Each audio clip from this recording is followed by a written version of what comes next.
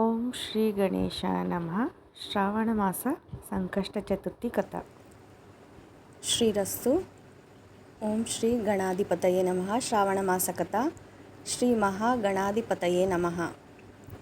మహర్షులెల్లరూ కుమారస్వామిని దేవా, దారిద్ర్యము దుఃఖము శత్రుబాధ మున్నగునవి తొలగి సమస్త మంగళములు సిద్ధించి మానవులు సుఖశాంతులతో నుండుటకై ఆచరింపదగిన ఉత్తమ వ్రతమును ఉపదేశింపుడు అని ప్రార్థింపగా కుమారస్వామి వారితో, మునులారా, సర్వార్థ సాధకము, సకల కష్ట నివారకము, మంగళప్రదము, శీఘ్ర సిద్ధికరము అగు ఒక్క పుణ్యవ్రతము కలదు. అది సంకష్టహర చతుర్థి వ్రతము.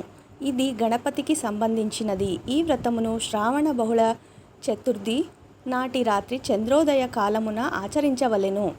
పిదప ప్రతి మాసమునను బహుళ చతుర్థి నాడు అధిక మాసముతో కూడా నియమవంతులై సంకష్టహర గణపతిని కల్పోక్తముగా పూజించవలెను. మునుపు ధర్మరాజు శ్రీకృష్ణుని వలన ఈ వ్రతమును తెలిసికొని ఆచరించి సర్వశుభములను పొంది సుఖించెను. ఆ ఉపదేశమునే మీకును తెలిపెదను, వినుడు. మునులారా, హిమవంతుని పుత్రిక పార్వతీదేవి పరమశివుని వివాహమాడగోరి తీవ్రముగా తపస్సు చేయసాగెను. మొదట గణపతిని స్మరించి పిదప పంచాక్షరి మంత్రమును జపించుచుండెను.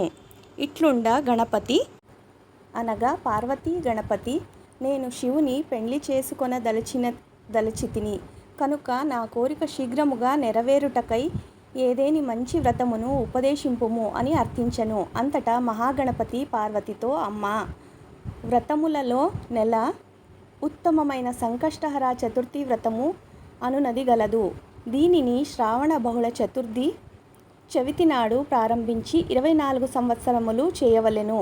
శక్తి లేనిచో కనీసం 24 నెలలైనను 2 సంవత్సరములు చేయవలెను. వ్రతము చేయునాడు శిరస్నానము చేసి ఉపవాసం ఉండవలెను. నిర్మలమైన మనస్సుతో నన్ను ధ్యానించి పంచామృతములతో అభిషేకించి కల్పోక్తముగా పూజించి నాకు ఇష్టములైన భక్ష్యభోజ్యములను నివేదించి నాకును చంద్రునికిని అర్ఘ్యప్రదానము కావింపవలెను. 1008 లేక 108 సమిధులతో నన్ను గూర్చి హోమము చేయవలెను. పిదప బంధువులతో గూడి భుజించవలెను. ఈ వ్రతమును దంపతులుగానే ఆచరించవలెను. కార్యార్థులైన వారు బ్రహ్మచారి, కన్య, విద్యార్థి విడిగానైనను పూజించి కార్యసిద్ధి పొందవచ్చును. ఇట్లు నన్ను భక్తి శ్రద్ధలతో కల్పోక్త ప్రకారముగా పూజించిన వారికి అన్ని కోరికలను తప్పక నెరవేర్తును.